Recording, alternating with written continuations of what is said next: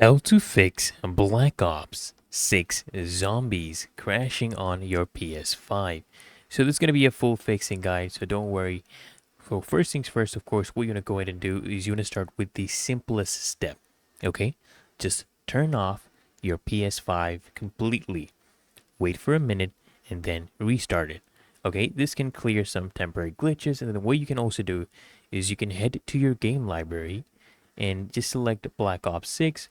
Press the options button and choose check for updates. Make sure you're running the latest version of the game.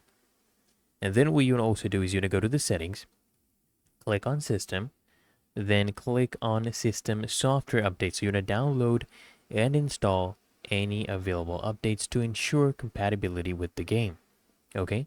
And what you can also do is you can go ahead and clear the cache. So power down your PS5, then hold the power button until you hear the second beep. This basically boots your console into safe mode. Then just go ahead and select clear cache and rebuild the database. Okay. And then what you can also do, if all of these don't work, you can open Black Ops 6. Okay, basically what we're going to be doing, we're going to be lowering our settings. We're going to adjust our in-game settings. So go to settings, lower the graphics settings, or disable features such as array tracing to, improve the performance stability. And if the crashes still persist, what you can go ahead and do is you can try deleting Black Ops 6 from your PS5 and then reinstall it. This can go ahead and, fix the corrupted game files.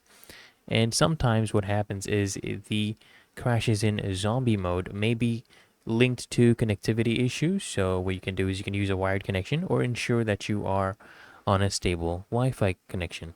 And if none of these steps work, guys, of course, as always, you can go ahead and reach out to Activision support or check forums for specific issues tailored to your issue. So I hope this guide provided value to you, and if it did, consider smashing the like button as well as subscribing to Find a Solution, and I'll see you guys in the next one.